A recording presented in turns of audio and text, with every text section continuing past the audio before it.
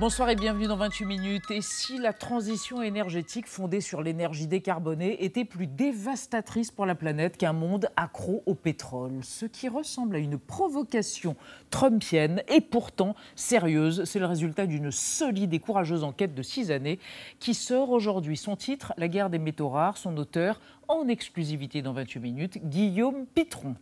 L'actualité, c'est aussi la réunion qui s'est déroulée hier à Rome entre les pays du sud de l'Europe, ceux qui sont en première ligne des arrivées de migrants par la Méditerranée. Les centres de rétention italiens et grecs notamment sont saturés. Faut-il en construire de nouveaux, accueillir plus, répartir mieux ou rendre la Méditerranée infranchissable? On en débattra. Et vous retrouverez enfin messieurs Maudu et Saltiel qui interviendront à propos du lait contaminé Lactalis, maintenu dans les rayons des hyper, pas très super, Leclerc, Auchan, Intermarché, et à propos aussi du Turkménistan, trou noir de la planète, paraît-il, mais littéralement. Bonsoir Nadia Dam. Bonsoir Elisabeth. Bonsoir Vincent Trémollet de Villers. Vous avez été passionné par l'enquête de Guillaume Pitron, et sidéré, comme nous tous, qui sort aujourd'hui. Merci d'être venu sur le plateau. Il y a un paquet de révélations dans cette enquête qui vous a pris 6 ans. Guillaume Pitron, révélation sur notre dépendance. On est littéralement accro à ces fameux métaux rares, germanium, lithium, cobalt, tungstène, que sais-je. On en consomme 2 milliards de tonnes par an sur la planète et notre dépendance va nous entraîner où? Je ne sais pas en où tout elle va. cas, à une addiction à la Chine. Cette dépendance est dangereuse car nous sommes dépendants à la Chine. D'abord, nos besoins sont exponentiels. Ouais. Donc c'est une dépendance qui va nous entraîner toujours plus loin, si je puis dire, en termes de nécessité d'aller extraire ces ressources. Ouais. Et puis, il se trouve que le pays aujourd'hui qui tient la majorité de l'exploitation de ces ressources, c'est la Chine.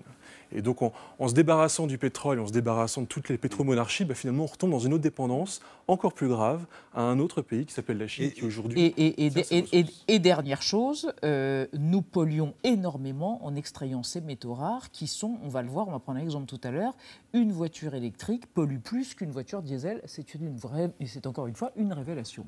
On va en parler avec vous dans un instant, mais d'abord votre portrait, l'empreinte digitale de Marc-Antoine de Porrette. Regardez.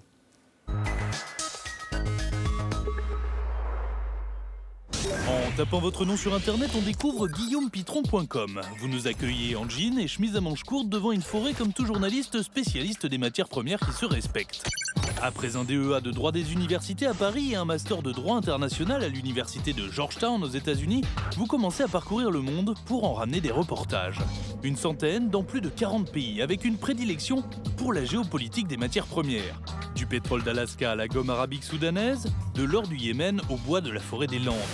Pour votre premier livre, vous vous attaquez aux métaux rares.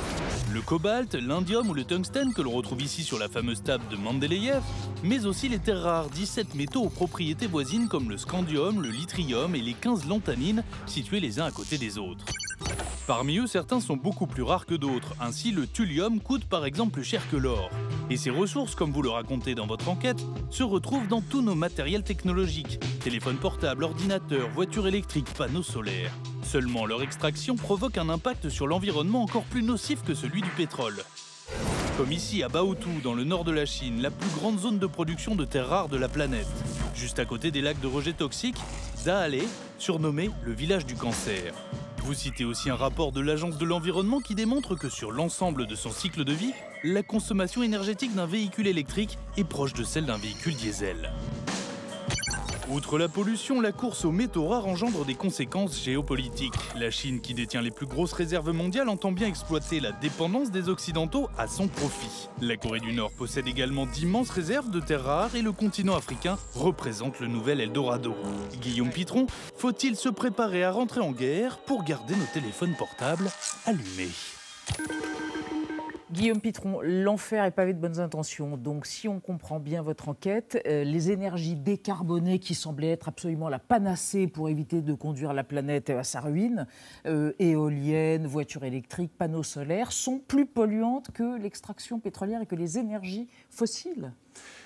En tout cas, à cause de ces métaux rares. Il y a un rapport du Black Myth Institute qui dit que l'industrie minière est plus polluante que l'industrie pétrolière. Donc c'est un rapport qui, de manière globale, classe l'industrie minière plus polluante que l'industrie pétrolière. Ensuite, toute énergie verte, et notamment par exemple une voiture électrique, est aussi polluante que l'électricité qu'elle va consommer. Une voiture électrique, par exemple, si elle roule avec une électricité qui provient d'une centrale nucléaire, elle va consommer de l'électricité qui n'est pas nécessairement zéro carbone. Et si en plus cette électricité vient d'une centrale à charbon ou à pétrole, eh bien à ce moment-là, cette voiture électrique a de réels impacts sur l'environnement. Simplement, on n'en est pas conscient parce que les métaux rares, c'est pas nous qui les produisons, c'est la Chine qui les produit. On s'en est débarrassé dans les années 80. On voulait plus en entendre parler de cette production de métaux rares parce que c'était trop sale. On a mis en place en France des jolies réglementations environnementales en disant regardez comme on est propre. On a laissé le sale boulot aux Chinois. Et aujourd'hui, on ne se rend pas compte des réels coûts écologiques à l'autre bout du monde en Chine de cette marche vers un monde plus vert. Et si on comprend bien, cette exploitation des métaux rares, elle ne sert pas seulement à la transition énergétique, mais elle est aussi utilisée pour le numérique. De quand on peut dater cette surexploitation? À partir de quand on s'est dit il y a là un Eldorado énergétique malgré les dangers écologiques que ça présente? C'est au tournant des années 80. Qu'on commence à prendre conscience de l'importance de ces nouveaux métaux. Et c'est à ce moment-là, en fait, que dans les pays occidentaux, et notamment la France, on commence à mettre en place des réglementations environnementales extrêmement draconiennes. Et donc, voilà, donc ce tournant, il intervient dans ces années-là.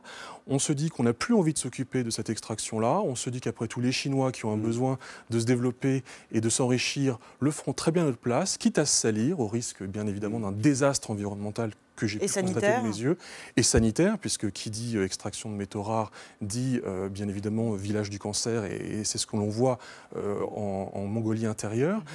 Voilà, et donc 30 ans plus tard, on découvre en fait quelque chose qui était complètement passé sous silence. Dans quels objets du quotidien, de notre quotidien, nous, on retrouve ces fameux métaux? Alors, objets du quotidien, d'abord, ils sont dans les batteries des voitures électriques.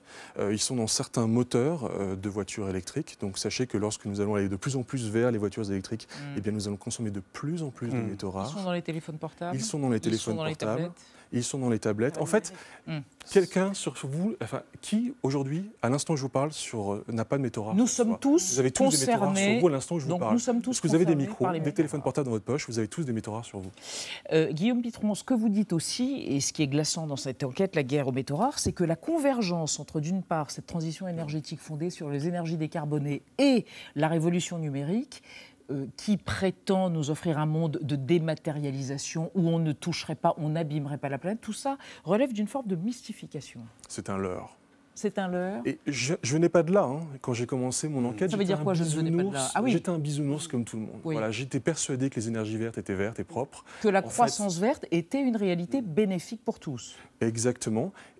J'étais persuadé que le numérique, c'était la digitalisation, donc la dématérialisation, mais derrière un téléphone sans impact sur la planète, sur les écosystèmes. Exactement, donc. Mais en fait, c'est une mystification totale.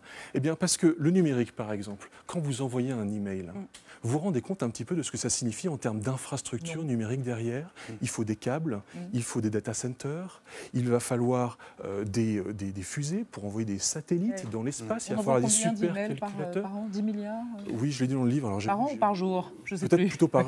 je ne sais plus, j'avoue que je ne sais plus le chiffre exactement, mais en réalité, pour moi, il y a ce que j'appelle un léviathan numérique. C'est-à-dire que derrière cette prétendue dématérialisation, en réalité, il y a toujours plus de câbles, toujours plus d'infrastructures numériques, toujours plus de métaux rares. C'est jamais complètement virtuel, en fait. Ce n'est jamais virtuel. Et l'idée de se dire que c'est virtuel était vraiment... Enfin, j'ai découvert que c'était une mystification complète. Alors, revenons aux mines, aux projets d'extraction, puisque Emmanuel Macron caresse quelques projets miniers pour la France. Oui, effectivement, parce que dans le livre, vous décrivez Emmanuel Macron comme le président le plus pro-mine que le pays ait connu depuis longtemps. Et c'est vrai qu'il ne cache pas qu'il a des projets très ambitieux sur ce sujet-là, notamment dans les départements d'outre-mer. Il s'est dit très favorable à la Montagne d'Or. C'est un projet minier absolument gigantesque en pleine forêt guyanaise qui est qualifié de désastre par les habitants et par les opposants. Il a cité les mines de nickel en Nouvelle-Calédonie comme un modèle économique et quelque chose de formidable. Et ce qu'on a oublié, c'est que ça peut également concerner la métropole, puisque quand il était ministre de l'économie, il avait donné son accord, son feu vert pour un projet minier chez nous, en Bretagne, dans les Côtes-d'Armor. On ignore encore si ça va aboutir, mais est-ce qu'il faut presque l'espérer d'avoir ces mines-là sous le nez pour comprendre l'impact que ça peut avoir? Moi, je pense que réouvrir des mines en France serait la décision écologique la plus forte que nous puissions prendre sérieusement. Pourquoi? Parce que nous avons en fait été parfaitement hypocrites depuis 30 ans. Nous avons laissé les Chinois notamment, mais aussi les Congolais, les Kazakhs, faire le sale boulot. On a délocalisé la pollution. Et aujourd'hui, on est en France, on se dit, regardez comme nous sommes propres. Mais en réalité, si cette pollution était relocalisée en France, chez nous, sous nos fenêtres, on se rendrait compte de ce qu'il en coûte vraiment de nous proclamer bobo écolo. Et donc moi, je pense qu'il est nécessaire de relocaliser cette pollution en France pour que nous soyons face au coût réel de notre mode de vie écologique. Et alors, nous serions réellement en mesure de combattre les effets néfastes de cette marche vers un monde. Et c'est hypocrite ou c'est inconscient? C'est-à-dire ceux qui font les grands-messes écologiques, parce que sinon ça nous emmène très loin, c'est un peu vertigineux, savent qu'il y a ce péril écologique parallèle dans la transition qu'ils promeuvent, ou ils ne le savent pas, ils l'ignorent? Et votre enquête le révèle. D'abord, pour avoir beaucoup crapahuté, je suis allé dans 12 pays pendant 6 ans, j'ai parlé à des centaines de personnes, à tous les niveaux de cette industrie des métaux rares.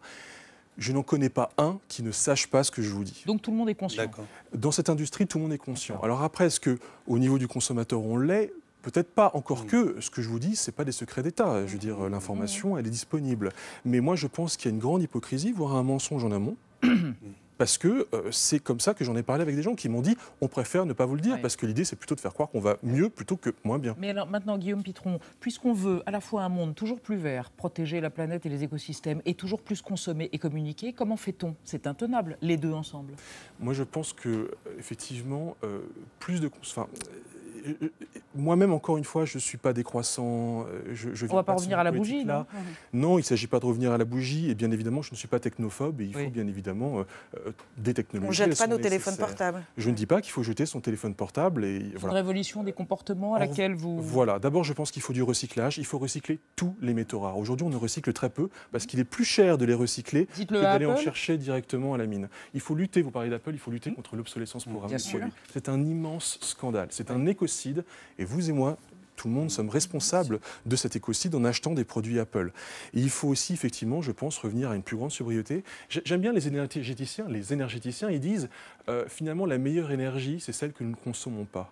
Donc ça ne fait pas de moi un décroissant, mais je pense qu'en termes de sobriété, dans les comportements et de modération, je pense qu'on a des leçons à apprendre de cette maxime et nous devrions aller vers davantage de sobriété. Donc on doit aller vers plus de sobriété. On doit lire La guerre des métaux rares, l'angle mort, comme vous le résumez, l'angle mort effectivement de la transition énergétique et de la croissance verte aux éditions excellentes, Les liens qui libèrent. Merci Guillaume Pitron d'être passé sur le plateau de 28 minutes.